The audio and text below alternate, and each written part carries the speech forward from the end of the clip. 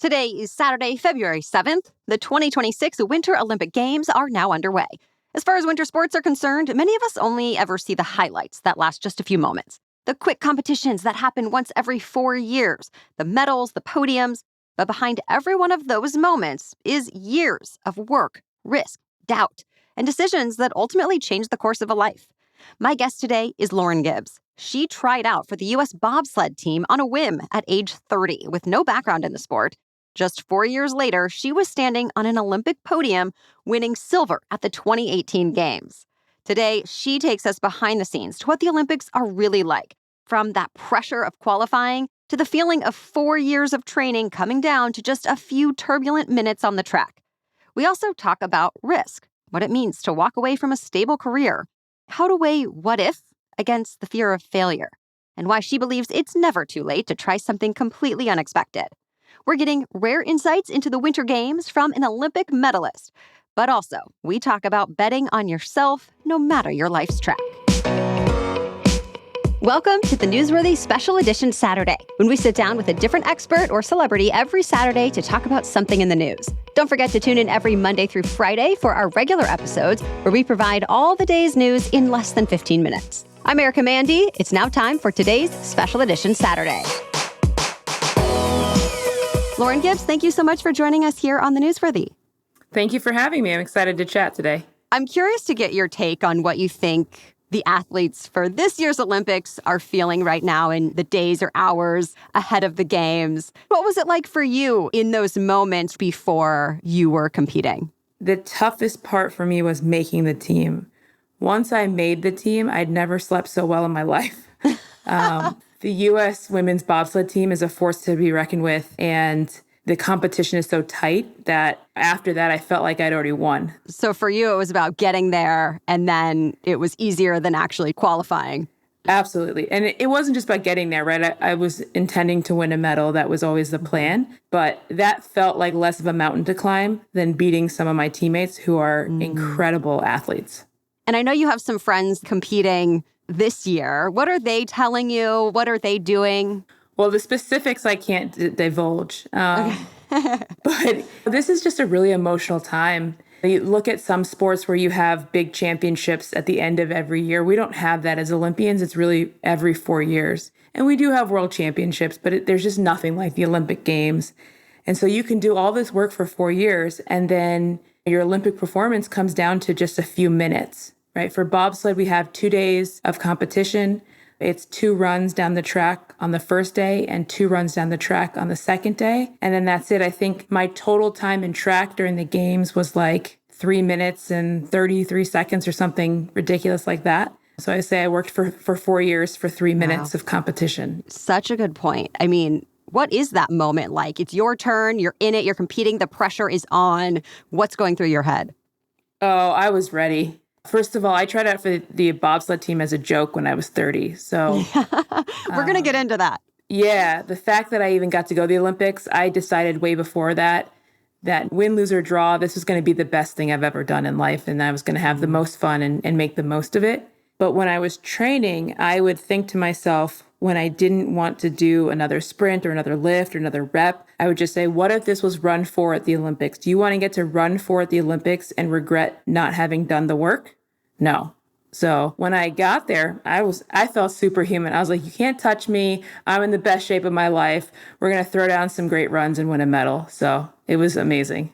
And I bet that mental preparation or the mindset the day of competing is just as important as the physicality. What do you think?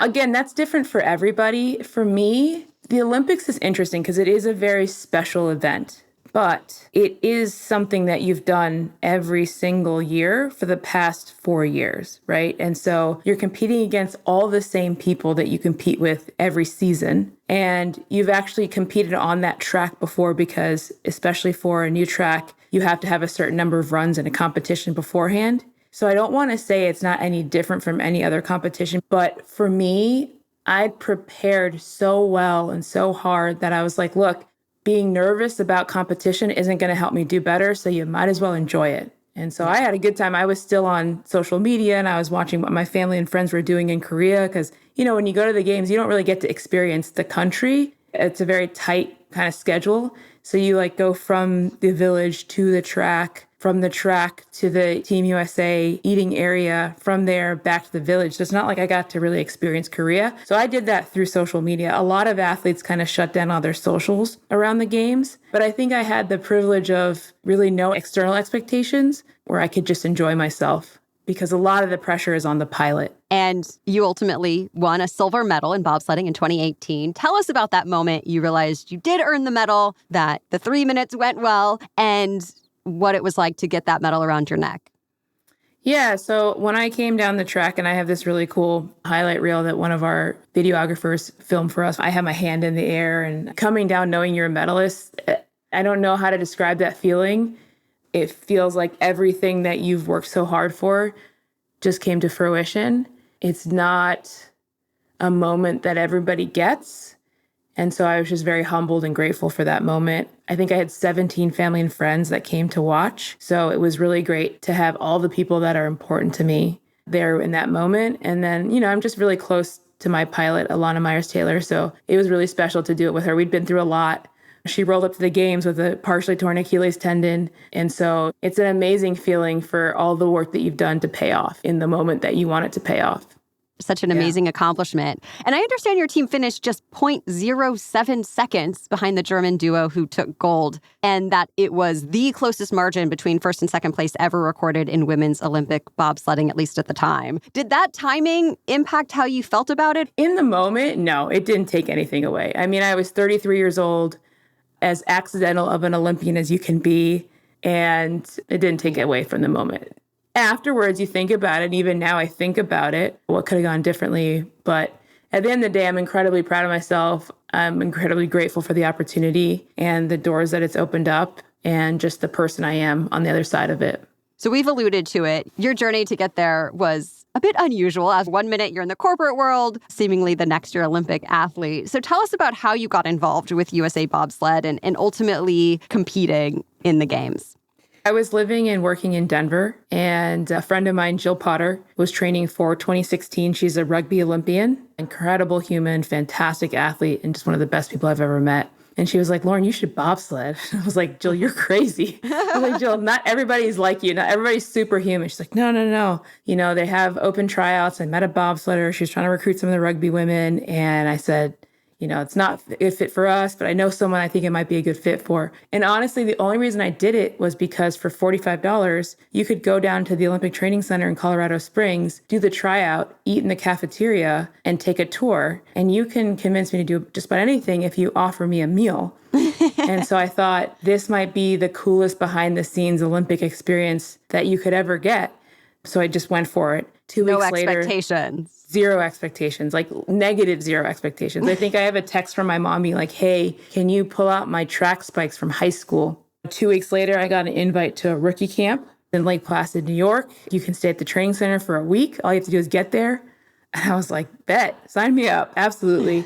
My friends that I'm still friends with now who are Olympians, they make fun of me. They're like, you were so on it and you were just introducing yourself to everybody and you were having the best time. And it was true because I was there for a good time, not a long time. And then I placed first in the rookie push champs because I wasn't great at it. I was really awful, actually, pretty uncoordinated, but I am very competitive. Then they invited me back to national push champs. I finished second by a couple hundredths and then did team trials, made the team that first year, the national team. And for bobsled, you have to make the national team every year. I wasn't in love with the work that I was doing. And so I never thought I'd actually go to the Olympics, but I felt like saying you're training for the Olympics is a good enough reason to quit a 6-figure job. It wasn't until 2 years in where I was like, oh, shoot, I think I might actually be able to do this. And to be clear, you had no background in bobsledding. Generally, no one has a background in bobsledding. It's not like a sport you can do when you're in elementary school. True. I did start a bit later than most. Most people start right out of college. There's a few that did like junior bob if you're from the area. So we have pilots that have been driving since they were like 12 or 14. But it's not something that most people have much experience in or grow up doing. So you talked a little bit about just being able to say that your training is a good enough reason to quit your job. But tell me more about how you decided to take that risk and just go for it. I'm one of those people that I weigh the pros and cons. I was in a sales management role and I felt like I had enough skill and I had enough plan Bs to, if it didn't pan out and I needed to get another job, I could. And at 30 years old with no kids and no partner, no husband, I felt like it was one of the last times maybe that I could do something like this and take this kind of risk. So I didn't want to wonder what if. And I really, really wanted to take just a step back and try and figure out what the rest of my life was going to look like. And this opportunity gave me that ability to do that. What would be your advice to someone considering a risk, maybe not going to the Olympics, but something else, knowing that maybe, it doesn't always work out? Yeah, I would say don't ever do anything on a whim. I was in such a privileged position to be able to quit my job. Not everybody can just I'm going to quit this job. Because I had just graduated from grad school 2 weeks prior to my original tryout. And so I had student loan debt. I had an investment property, but I had a support system. And so it would be irresponsible of me to just say, yeah, just go do it. I would say really weigh the risks and really weigh the rewards and talk to your support network and get feedback. And at the end of the day, if it's something that just keeps nagging at you, if the nagging is worse than the risk of failure, then go for it. As long as you're understanding what you're getting yourself into, go for it. But when you go for it, don't expect it to be easy. Don't expect it to be fun all the time. And expect to question your sanity often. Yeah. I did see a quote from you at one point that said, you want to have a cool story at the end of your life. And the more random things you try, the cooler your story gets. And I liked that. Thank you. Do you still feel that way? I do. I do. My life hasn't gotten any less random. Still ahead, what really happens at the Olympic Village during the Winter Games, and what Lauren Gibbs is watching closely at this year's Olympics. Plus her unforgettable description of what it's actually like to ride in a bobsled, and the lessons that have stayed with her years after winning that Olympic medal. But first, a quick break for our sponsors. The Newsworthy is brought to you by Quince. Looking to update your wardrobe with the kinds of clothes you can mix and match, wear on repeat, and generally feel put together with ease? Quince has wardrobe staples that can be layered and worn again and again with comfort and style. And Quince uses quality materials like 100% European linen and organic cotton. Not only is my favorite cashmere sweater from Quince, that was only $50 by the way, but also it goes beyond clothing. Quince also offers thoughtfully made items for home, travel, and kids, as well as beautiful jewelry. I've gotten my son a shirt from Quince, my favorite carry-on suitcases from Quince, and I wear a bracelet from Quince almost every day. I also appreciate that Quince works directly with safe, ethical factories and cuts out the middlemen, so you're not paying for brand markup, just high-quality clothing. Refresh your wardrobe with Quince. Go to quince.com/newsworthy for free shipping on your order and 365-day returns. Now available in Canada, too. That's QUINCE.com/newsworthy to get free shipping and 365-day returns. Quince.com/newsworthy. The Newsworthy is also brought to you by Wild Grain. Wild Grain is the first bake from frozen subscription box for sourdough breads, artisanal pastries, and fresh pastas. And all items conveniently bake in 25 minutes or less, which means my family gets these beautiful, delicious breads, pastas, and pastries, even when life is feeling busy. In fact, it's the perfect thing to help us sit down together at dinner time, even on a busy weeknight, and enjoy each other's company over a cozy homemade meal. It's so convenient to have Wild Grain in the freezer for whenever we want a great sourdough bread, or warm, flaky croissants, or even the occasional giant chocolate chunk cookie. And just pop them in the oven, quick, easy, and such a delight. Their amazing fresh pastas also can make dinner time feel special like we're at a restaurant. And Wild Grain's boxes are fully customizable, so they've got a variety box as well as a gluten-free, vegan, and new protein box. There's nothing like having an artisan bakery in your freezer to chase away the winter chill. Now is the best time to stay in and enjoy comforting homemade meals with Wild Grain. I highly recommend giving Wild Grain a try, and right now, Wild Grain is offering our listeners $30 off your first box, plus free croissants for life when you go to wildgrain.com/newsworthy to start your subscription today. That's $30 off your first box and free croissants for life when you visit wildgrain.com/newsworthy, or you can use the promo code newsworthy at checkout. Now back to my conversation with Olympic medalist Lauren Gibbs. Is there any interesting thing about competing at a Winter Olympics that doesn't get talked about much, or that, you could share that to be a little bit more behind the scenes?